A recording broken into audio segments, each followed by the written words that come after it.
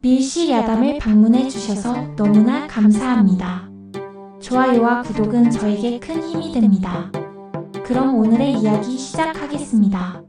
비 내리는 홍천강과 물안개가 자욱한 초여름 저녁이었습니다. 강물은 흐린 하늘을 담아 푸르스름한 빛을 띠고 있었지요. 비에 젖은 소나무 아래 한 여인이 무릎을 꿇고 앉아 있었습니다. 여인의 이름은 초연. 얼굴에 흐르는 빗물인지 눈물인지 모를 물방울이 턱을 타고 떨어졌습니다. 멀리서 초연을 바라보는 사내가 있었어요. 사내의 이름은 강연수.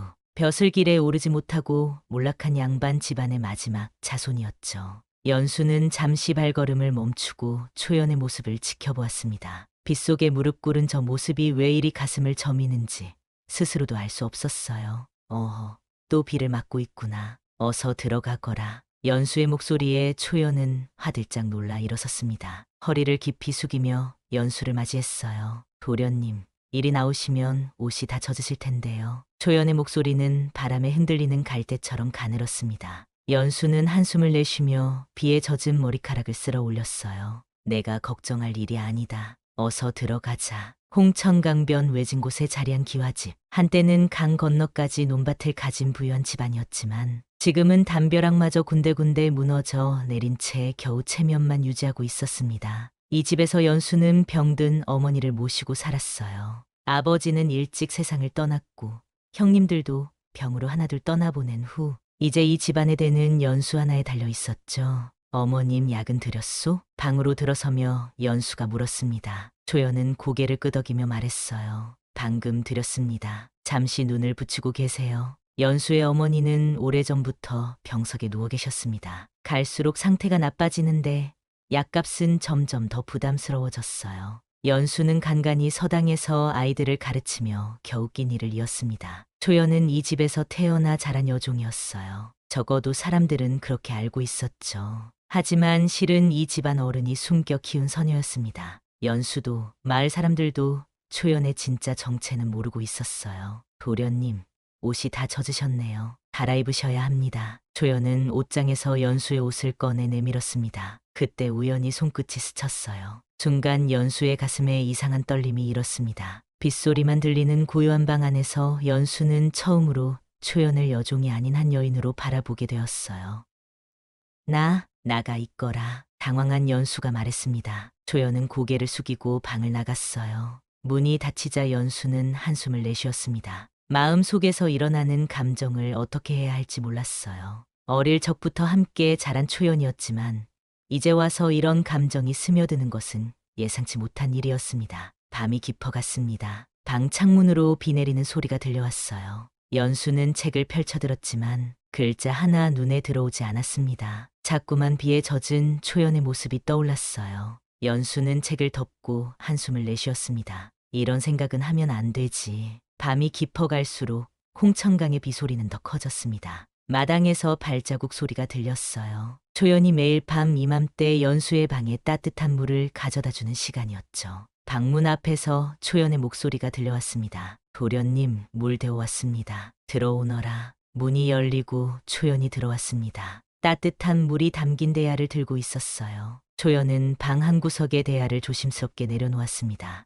연수는 초연의 손을 바라보았어요. 거친 물살처럼 굳은 살이 박인 손. 그 손끝에서 봄날 첫 꽃잎 같은 섬세함이 느껴졌습니다. 도련님, 어머님은 조금 편안히 주무시는 듯합니다. 초연의 말에 연수는 고개를 끄덕였어요. 방 안에 침묵이 흘렀습니다. 빗소리만 간간히 들리는 고요한 순간이었죠. 초연은 머뭇거리더니 품에서 작은 봉지를 꺼냈습니다.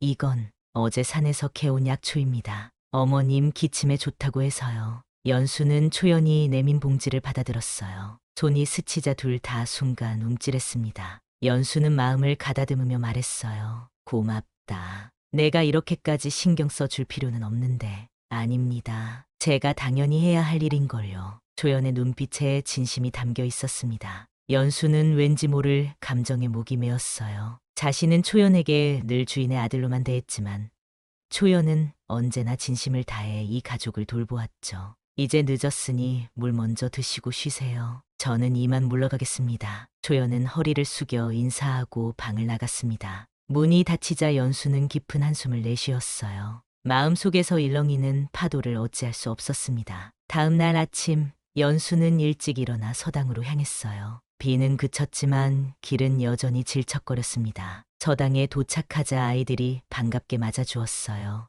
연수는 아이들에게 글을 가르치며 잠시 마음의 안정을 찾았습니다. 해가 저물 무렵 집으로 돌아오던 연수는 마당에서 빨래하는 초연을 발견했어요. 저녁 햇살이 초연의 얼굴을 비추고 있었습니다. 빨래를 널며 작은 콧노래를 부르는 모습이 왠지 가슴 한편을 찡하게 했어요. 오셨습니까, 도련님. 초연이 연수를 발견하고 반갑게 맞았습니다. 연수는 무심한 척 고개를 끄덕였어요. 하지만 마음속으로는 자꾸만 일렁이는 파도가 잦아들지 않았습니다. 어머님은 어떠시냐? 오늘은 조금 나아지신 것 같습니다. 점심에도 밥을 한 숟가락 드셨어요. 초연의 말에 연수는 안도의 한숨을 내쉬었어요. 어머니의 병세는 날이 갈수록 악화되었지만 이런 작은 호전이라도 있다면 다행이었습니다. 그날 밤도 초연은 연수의 방에 따뜻한 물을 가져다 주었어요. 그리고 늘 그랬듯이 연수가 모르게 책상 위에 말린 약초를 올려두었습니다. 연수는 초연이 떠난 후 책상 위에 약초를 발견했어요.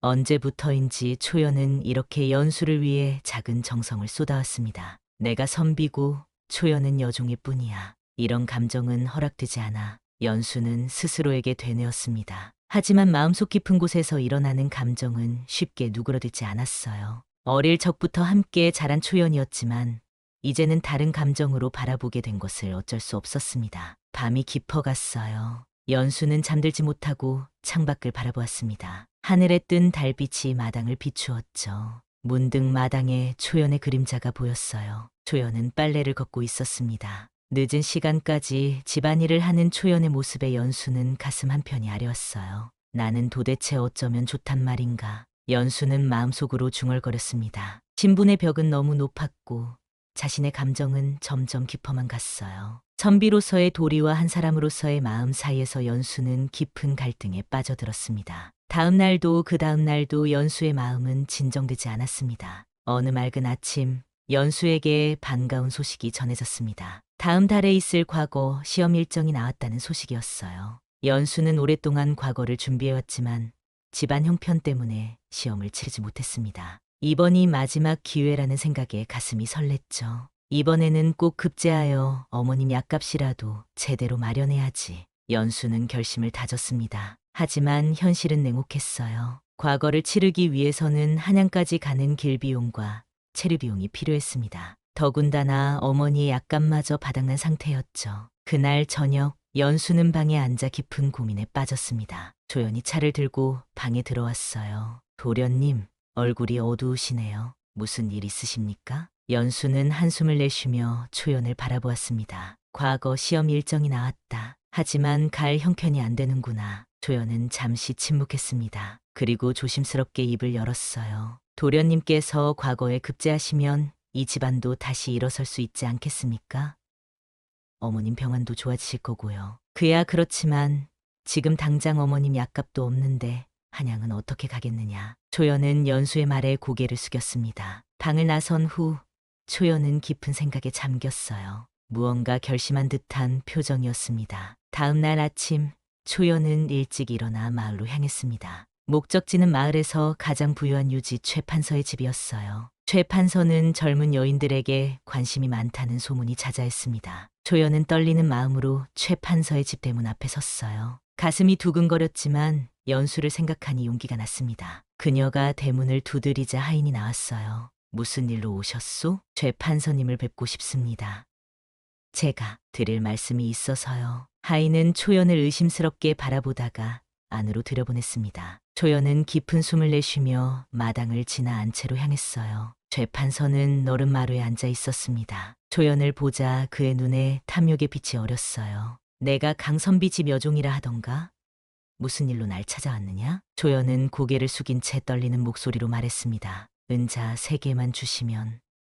제가 하룻밤 말을 잇지 못하고 초연의 눈에서 눈물이 흘렀어요. 최 판서는 흡족한 미소를 지었습니다. 그래, 은자 3개, 적은 값이 아니구나. 하지만 내가 마음에 드니 좋다. 해가 저물고 달이 뜰 무렵 초연은 마을 약방에서 값비싼 약재를 사들고 집으로 돌아왔습니다. 눈은 부어 있었지만 입가에는 희미한 미소가 맴돌았어요. 연수를 위해, 이 집안을 위해 자신이 할 수 있는 일을 했다는 생각에 가슴 한편이 따뜻했습니다. 다음 날 아침, 연수는 책상 위에 놓인 값비싼 약재들을 보고 깜짝 놀랐어요. 이런 고급 약재는 그들의 형편으로는 도저히 살 수 없는 것들이었습니다. 조연아, 이 약재들은 어디서 구한 거냐? 조연은 고개를 숙인 채 대답했습니다.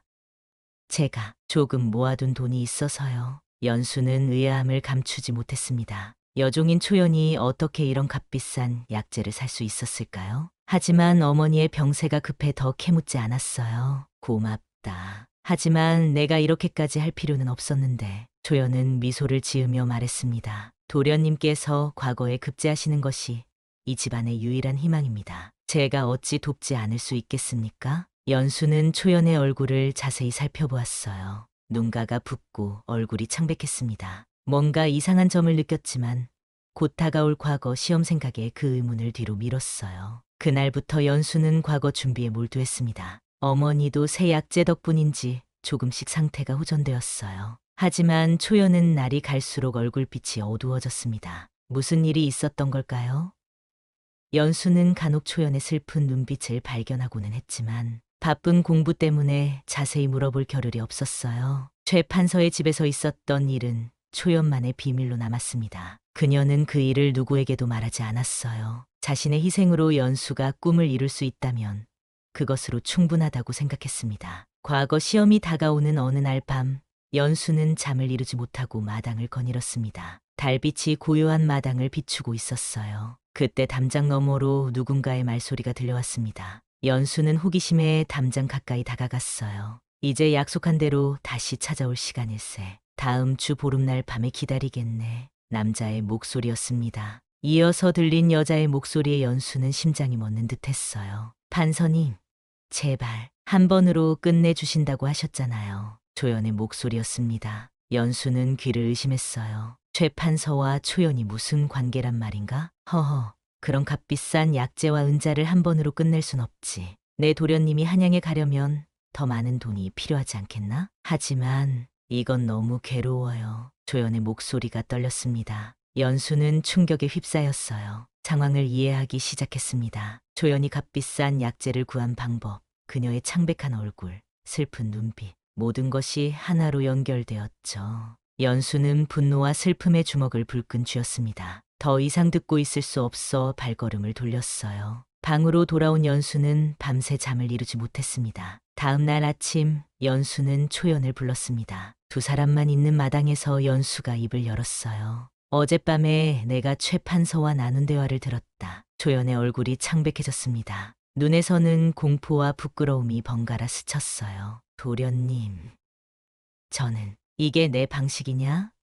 그렇게까지 했어야 했느냐고. 연수의 목소리가 떨렸습니다. 분노, 배신감, 그리고 측은함이 뒤섞인 감정이었어요. 조연은 고개를 떨구었습니다. 눈물이 볼을 타고 흘러내렸어요. 죄송합니다. 하지만 다른 방법이 없었어요. 도련님께서 과거에 급제하셔야만 이 집안이 살아날 수 있잖아요. 하지만 그런 식으로 내 몸을 팔아서까지? 조연은 연수의 눈을 똑바로 바라보았습니다. 그녀의 눈에는 결연한 의지가 담겨 있었어요. 제가 지켜주고 싶은 사람 하나쯤 있어도 되지 않습니까? 그 말에 연수는 할 말을 잃었습니다. 초연의 진심 어린 목소리에 가슴이 찢어지는 듯했어요. 그동안 초연이 얼마나 자신을 위해 희생해왔는지 비로소 깨달았습니다. 이제부터 그런 짓은 하지 마라. 내가 다른 방법을 찾겠다. 연수의 말에 초연은 고개를 저었어요. 이미 약속을 했습니다. 그리고 한양 가는 비용도 아직 그만두자. 차라리 과거를 포기하겠다. 조연은 놀란 표정으로 연수를 바라보았습니다. 안 됩니다.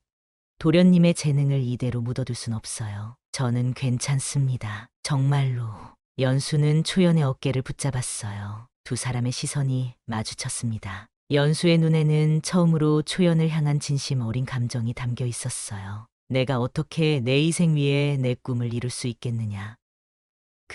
그건 내가 바라는 삶이 아니다. 초연의 눈에서 눈물이 흘러내렸습니다. 연수의 말에 담긴 진심을 느꼈기 때문이었죠. 하지만 그녀의 마음속에는 여전히 연수를 위한 결심이 굳건했어요. 그날 이후 연수와 초연 사이에는 묘한 긴장감이 흘렀습니다. 두 사람 모두 평소처럼 행동하려 했지만 이미 서로의 마음을 조금씩 알아가고 있었어요. 연수는 초연을 더 이상 여종으로만 보지 않았고 초연은 자신의 진심이 전해졌다는 것에 작은 위안을 얻었습니다. 하지만 보름날이 다가오면서 초연의 불안은 커져갔어요. 최 판서와의 약속을 어떻게 해결해야 할까?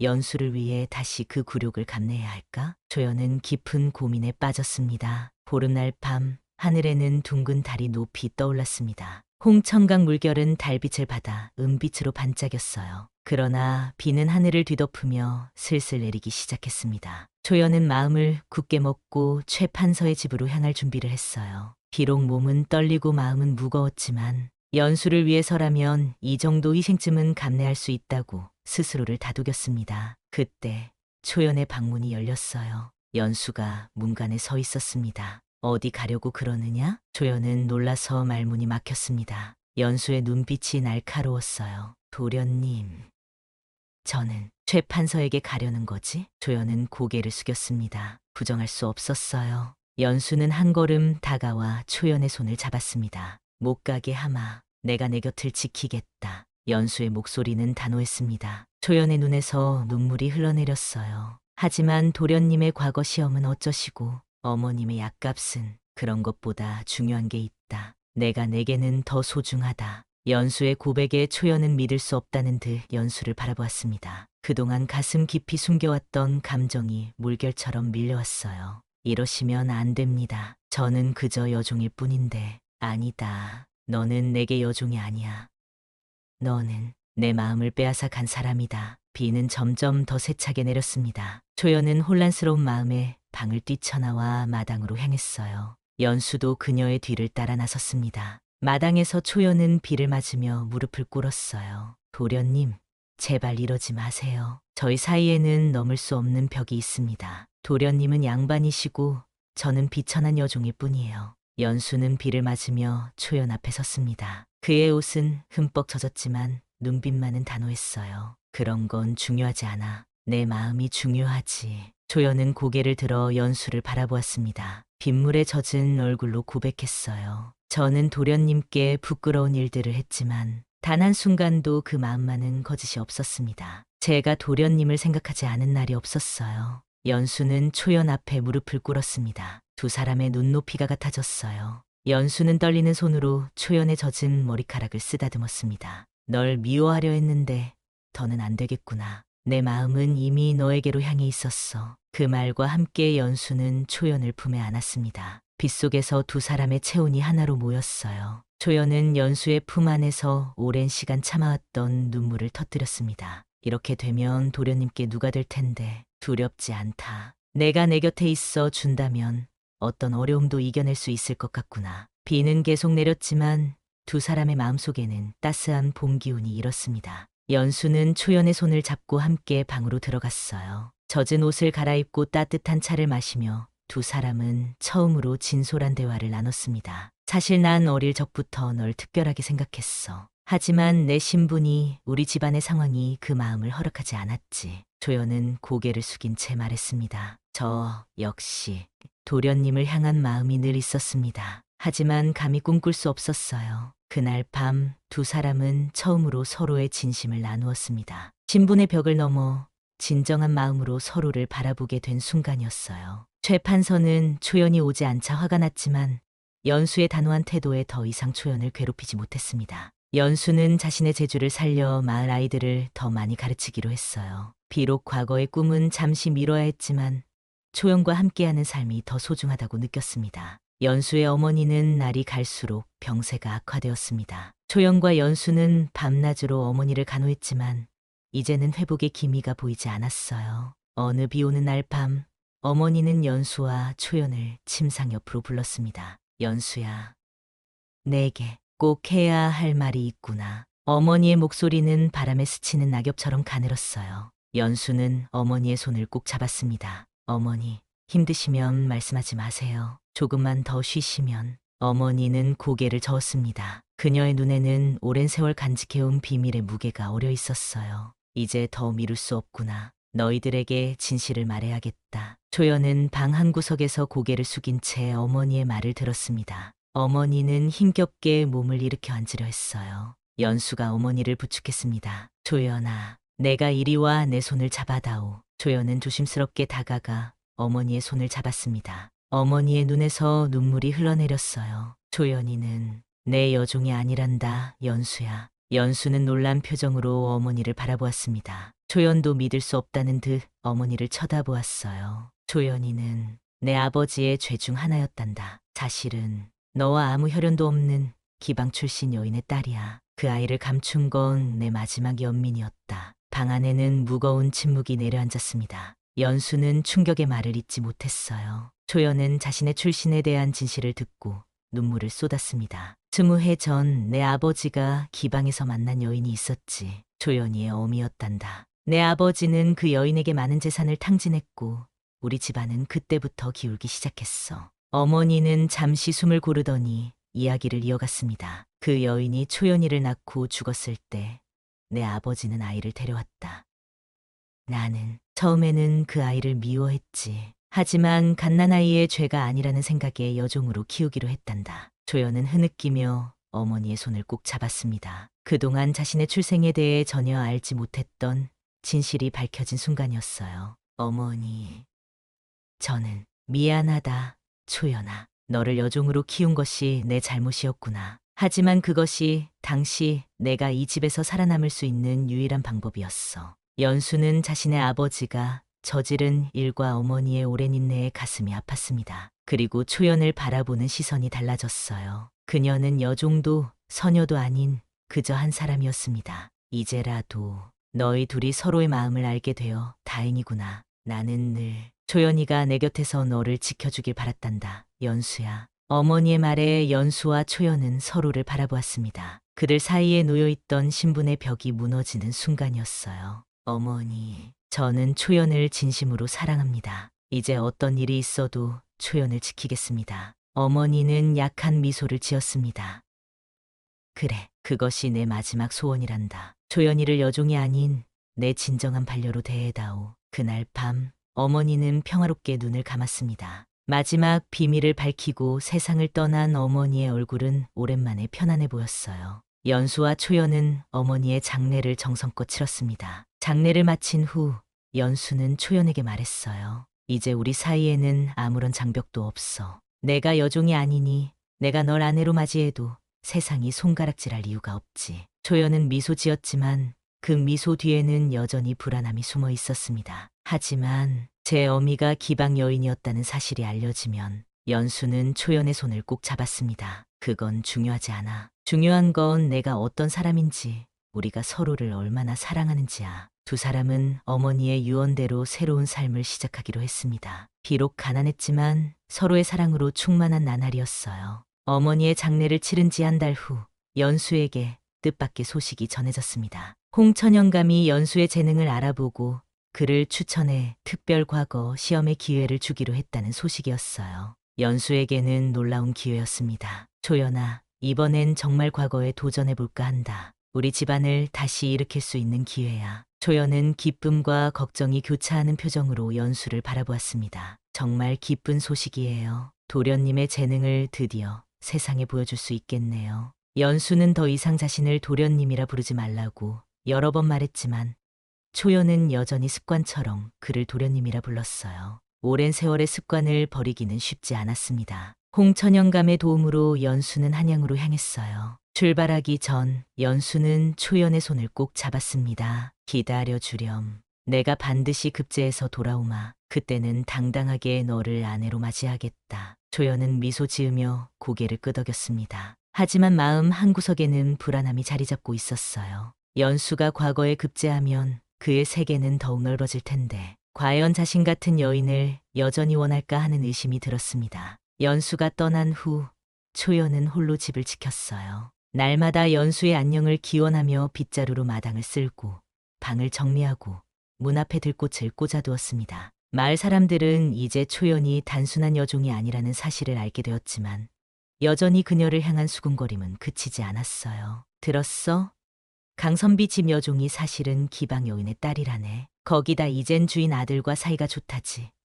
참 뻔뻔하기도 하지. 이런 말들이 초연의 귀에 들려올 때마다 그녀는 고개를 숙이고 빠르게 지나쳤습니다. 상처받지 않으려 애썼지만 마음 깊은 곳에서는 아픔이 자라났어요. 한편 한양에 도착한 연수는 과거 시험을 준비하며 밤낮으로 공부했습니다. 그의 재능은 곧 주변 사람들의 눈에 띄었고 많은 양반들이 그를 주목하기 시작했어요. 특히 판서 한 명이 연수의 글재주를 높이 자신의 딸과 혼인시키고자 했습니다. 강생원, 자네 재주가 비상하구려. 내 딸과 혼인하면 어떻겠나?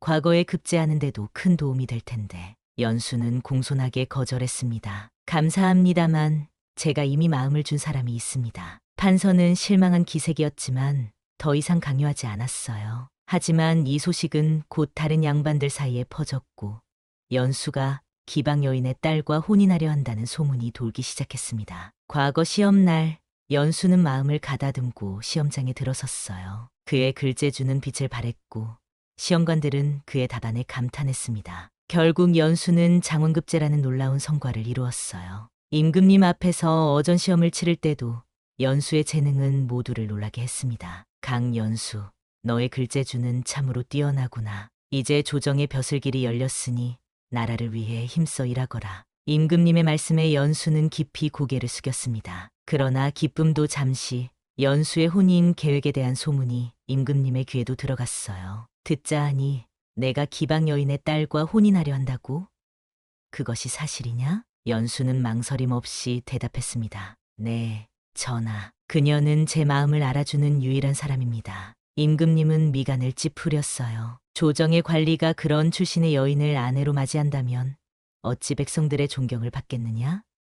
다시 생각해 보아라. 연수는 마음이 무거웠지만 초연을 포기할 수 없었습니다. 그는 임금님께 간청했어요. 전하, 사람의 가치는 출신이 아닌 마음에 있다고 생각합니다. 그녀는 비록 미천한 출신이지만 그 누구보다 마음이 아름답고 현명합니다. 임금님은 한동안 말이 없으셨습니다. 그리고 마침내 입을 여셨어요.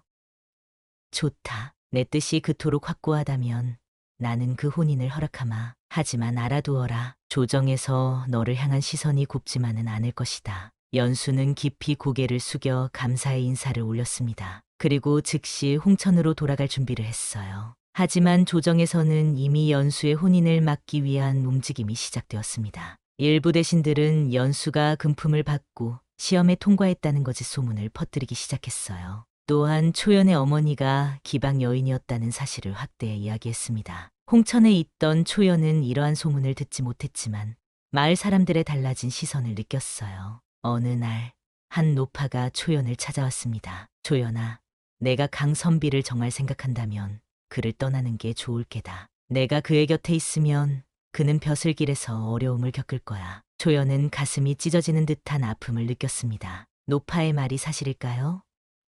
자신 때문에 연수가 고통받게 된다면 그녀는 깊은 고민에 빠졌어요. 연수가 돌아오기 전날 밤, 초연은 결심했습니다. 연수를 위해서 자신이 그의 곁을 떠나야 한다고. 그녀는 짧은 편지 한 장을 남기고 조용히 집을 나섰어요. 도련님, 제가 곁에 있어 도련님께 누가 된다면 그건 제 마음이 아닙니다. 부디 훌륭한 벼사치가 되셔서 많은 사람을 도와주세요. 그것이 제 마지막 소원입니다. 초연은 눈물을 흘리며 집을 떠났습니다. 그녀가 향한 곳은 멀리 강원도 깊은 산골이었어요. 아무도 자신을 알지 못하는 곳에서 새 삶을 시작하려 했습니다. 그날 밤 연수는 급히 말을 타고 홍천으로 돌아왔어요. 하지만 그를 기다리고 있던 것은 텅 빈 집과 초연의 편지뿐이었습니다. 연수는 초연의 편지를 읽고 충격에 빠졌습니다. 그는 즉시 초연을 찾아 나섰어요. 마을 곳곳을 뒤지고 인근 마을까지 수소문했지만 초연의 흔적은 찾을 수 없었습니다.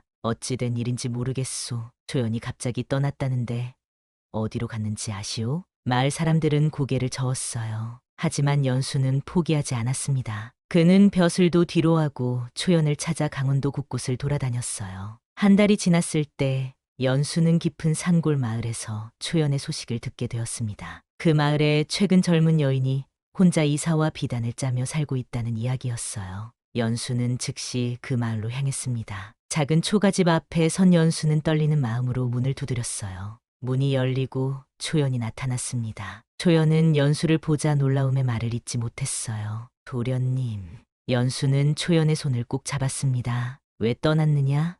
내가 얼마나 널 찾았는지 아느냐? 초연은 눈물을 참으며 고개를 숙였어요. 도련님께 누가 될까봐. 도련님은 이제 벼슬아치이신데 저 같은 기방 여인의 딸이. 연수는 초연을 품에 안았습니다. 그의 눈에도 눈물이 고였어요. 바보 같은 생각은 그만두렴. 나는 과거에 급제했지만 그것보다 더 소중한 것이 있다는 걸 알았다. 그건 바로 너야. 초연은 놀란 표정으로 연수를 바라보았습니다. 하지만 벼슬은요? 벼슬을 내려놓았다. 임금님께 청해 지방관으로 나왔지. 이제 홍천연의 관리로 부임의 백성들을 돕는 일을 하기로 했다. 연수의 말에 초연은 믿을 수 없다는 듯 그를 바라보았어요. 연수는 계속해서 말했습니다. 나는 너와 함께할 때 가장 행복하다는 것을 깨달았어. 서로를 아끼고 백성들을 돕는 삶. 그것이 내가 꿈꾸는 진정한 삶이라는 걸. 초연의 눈에서 눈물이 흘러내렸어요. 연수는 주머니에서 작은 비단 주머니를 꺼냈습니다. 정식으로 청혼하고 싶구나. 초연아,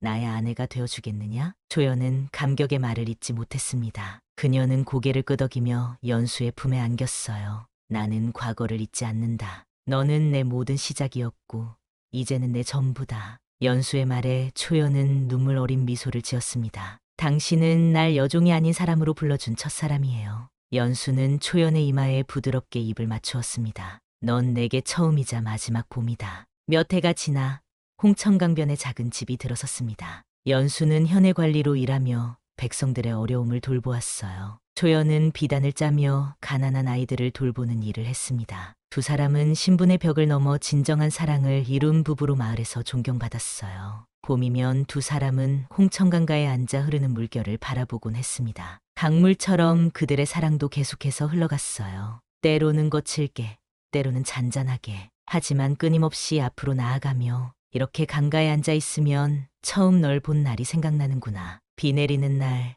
내가 무릎 꿇고 있던 모습. 연수의 말에 초연은 미소 지었습니다. 그날 도련님의 눈빛을 잊을 수 없어요. 그때 이미 저는 알았던 것 같아요. 우리의 인연이 시작되었다는 것을. 두 사람의 사랑은 홍천강 푸른 물결처럼 깊고 변함없었습니다. 신분의 벽을 넘어 온갖 어려움을 이겨낸 사랑. 그것은 마치 돌을 뚫고 핀 꽃처럼 아름답고 강인했어요. 홍천강 푸른 물결 아래 두 사람의 사랑 이야기는 오랫동안 마을 사람들 사이에서 전해 내려왔습니다. 진정한 사랑은 모든 장벽을 넘어선다는 가르침을 주는 이야기로요. 옛 이야기처럼 들리지만 사실은 우리 모두의 가슴 속에 간직된 꿈과 같은 이야기. 홍천강 푸른 물결 아래 영원히 흐르는 사랑의 이야기입니다. 오늘도 밀실아담의 이야기를 들어주셔서 감사합니다. 평안한 하루 되세요. 감사합니다.